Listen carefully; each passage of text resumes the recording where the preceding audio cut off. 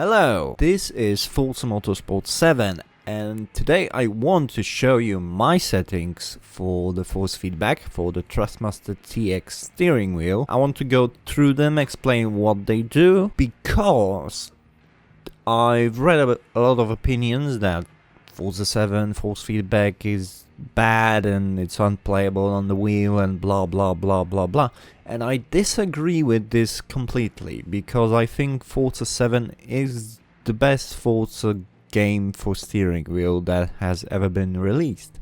Well, I haven't played the Forza Motorsport 3 or 4. I have played all the games on current Xbox, so Xbox One, so starting from Forza 5. And I have played Forza Horizon 1 through the backwards compatibility.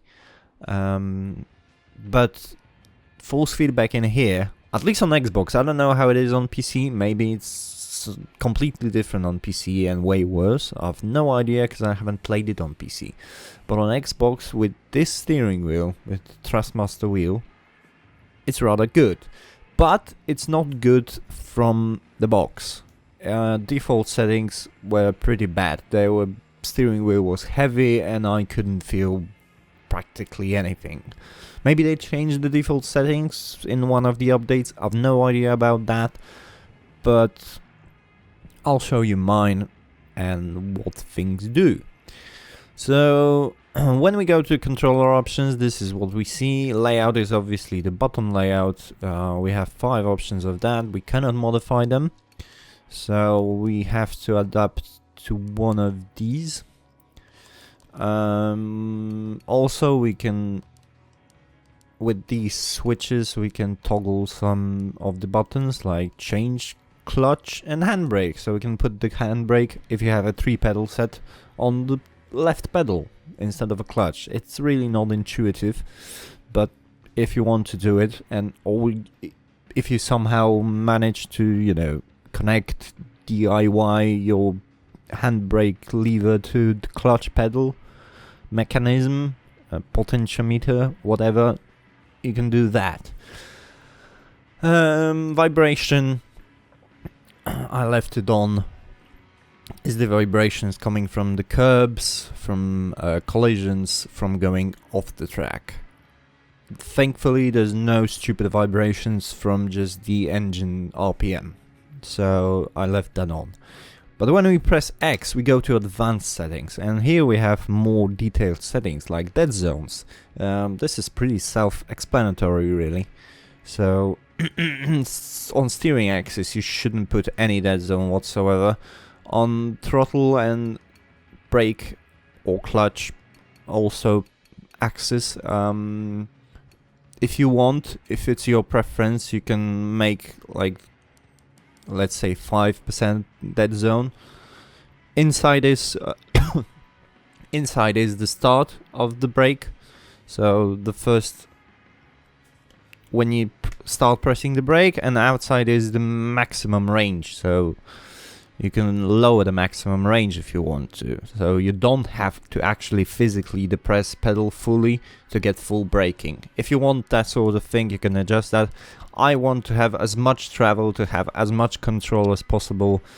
You may want to get some inside dead zone to avoid, you know, just braking after you barely touch the brakes, but I sometimes need that as well, so I'm leaving it at 0.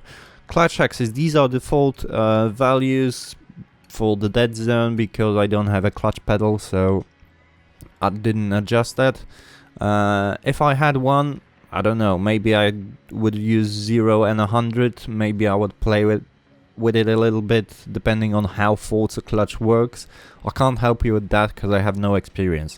Handbrake axis, it can be also put to analog, but there's supposed to be, but I don't know, I don't remember if it's officially confirmed, a handbrake coming for the Thrustmaster wheels.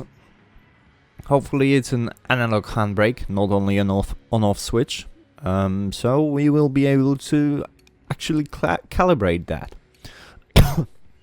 Now, vibration scale, obviously, how strong the vibrations are, as I said before, from the curbs, from going off the track, and from collisions. I put it on 50. I don't want too strong of vibrations, because they interrupt the feeling of the wheel, but I want to know something is actually happening, so 50 seems about right. Force feedback scale is the general overall force feedback amount of force that you want to use, apart from damper and centering force, as it is said here right on the right hand side of the screen on the description. However, Forza cuts this description, and in the centering there is a misspell. So yeah, this is perfect, and I can't read the further information because I can't, because it's Forza 7. Wheel rotation angle, this is pretty self-explanatory as well. So 900 degrees is good for the road cars and some of the race cars. For most of the race cars, you'd like to lower it to 720, 540, for Formula cars even to about 360, 400 degrees. Because you will feel they have much less steering lock, in the fact that, you know, you just can't turn the wheels physically so much, so the steering will become very non-direct in the matter that you will turn the wheel like 90 degrees and your car will be barely steering left, so you will need less of a wheel rotation. That's what you will need to change in some race cars. You can do this through this menu, which you can, thankfully, you can also enter in the pause menu in the race, so you don't have to actually do that before the race.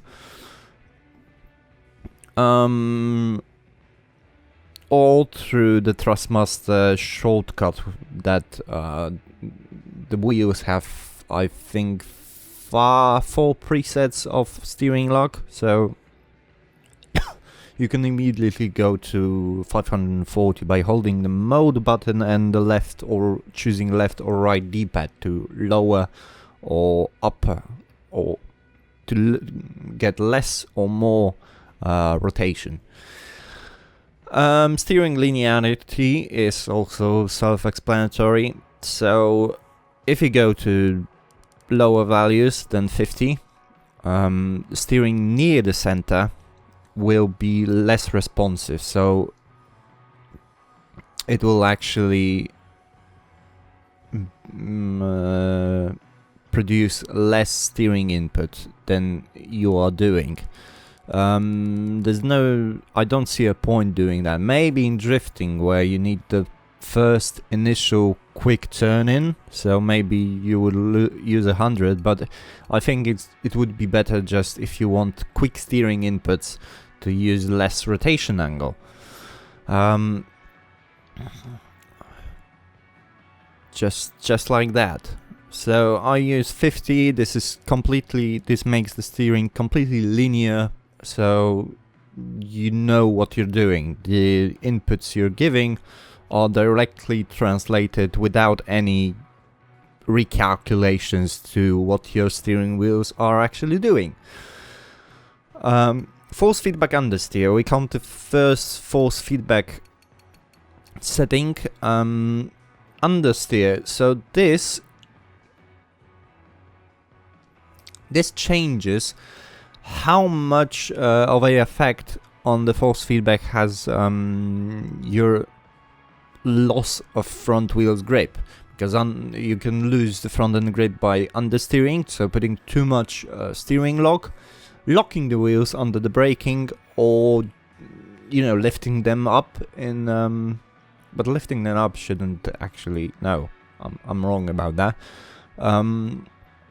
Or maybe going through the puddle on a wet circuit, because suddenly there is less grip at front and your front wheels start aquaplaning and lose the grip. So this can be adjusted from 5 to 200, was it, I believe? Yeah. So at 5, the minimum value, you will feel just a slight change in the force feedback when you lose the front end grip. So you start understeering and the wheel goes just a tiny bit lighter. I use about 25. It's 20 to 25, you know, depends. 25 gives you a little bit more feeling. So the wheel becomes lighter. There is less steering forces when you start understeering. This is the indication of understeer. It happens in real life more. It is more, well, much more pronounced on the wet surface because of how that works. Because on wet surface, if you actually start understeering, the wheel will completely slip, and on dry tarmac, it will still grip quite a lot. On modern dry tarmac, if you put it to maximum value, you would, if you would start understeering, the wheel would go completely loose, like lose all of the force feedback, which is pretty unrealistic, and it would may distract you, because you turn in, there are forces in the wheel that, you know, you have to actually put some force into it to turn the wheel, and suddenly the wheel goes very light. So not only you start understeering, but then you turn the wheel much more, because the wheel becomes completely light without any weight whatsoever. So my setting is 25. You can try some different settings if you want to, but that's whereabouts I think it's quite realistic and quite good. Minimum force, that settings actually kind of delays the forces that you get from the tires. So this ranges from 80 to 150. If you put in 150, like when you turn in the wheel is quite light at the beginning, and then the forces come in. I don't know if I'm saying it in the right words, and if you understand what I mean. You can try this yourself and see what it's like, but it kind of delays the initial forces. At 80, the steering is quite nervous near the center, so you just turn the wheel slightly, and there is immediate force coming through the wheel that tries to center the wheel if you're going at a reasonable speed. I'm not saying turning the wheel while stationary. So I put it to 100. It gives a little bit easier turn in, and it is quite realistic, because the real life tires do have flex, and before they deform actually and put the force on your steering rack, there is a little bit of delay. You know, they are from rubber, so rubber deforms in that manner.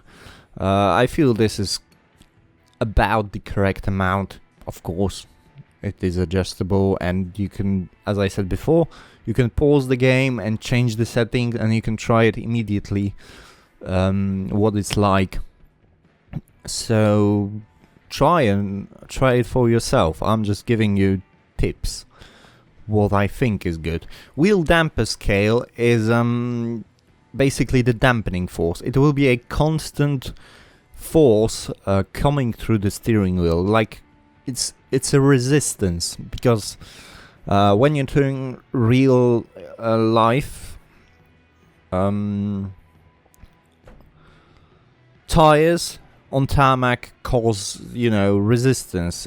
It's hard to turn them. Of course, we have power steerings, but still, it isn't. You can't. Well, in some cars you can, but turn the wheel with literally one finger. But they also give you crap steering feel, because they are so hard. The power steering is so powerful that they just lack steering feel in sporty driving, but for city driving, parking, it's easier. But because this is a track racing game, you do want steering feel, so I put it to 30. to dampen, you know, to not make the steering wheel go immediately in one direction or the other, so it won't surprise you as much. You won't have to, you know, sometimes the wheel can be light, and then suddenly some force comes in because someone hits you or you hit a curb, and without this dampening, this could be very, very sharp and hard to react. And if you dampen it a little bit, it might be slower to react, but because there is less force, you are more capable of adapting and grabbing the wheel and reacting the correct way. And last thing is Centerspringscale, which is a thing that you should turn off 100%. So go to 0. This shouldn't be there because this is a force that would center the wheel all the times, even if the car is stationary, and it is completely unrealistic and it shouldn't be there. I don't know why it is there. I don't know who likes it. What's the point of it being here? And yeah. So with these steering force feedback settings, I think Forza 7 is actually quite good fun on the wheel. Yeah, there are some cars that are bitch to drive, and they will be a very oversteery and because of that hard to control. But if you get a decent car, it's really quite fun. Definitely way better than Forza 6. It's not up to levels of Assetto Corsa, but I have to say that this is the most fun on the wheel. I actually like to play this on the wheel, unlike Forza 6 or definitely 5, which was unplayable on the wheel. I use simulation steering and I'm fine. I can win league races. I can do well in the Rivals, Bounty Hunter. This is depending on the car, obviously, but this is actually quite fun and good experience. And if you have a wheel, I recommend you try these settings and comment what you think about them. So that is it for today. So that is it for this video. Thank you for watching. Goodbye.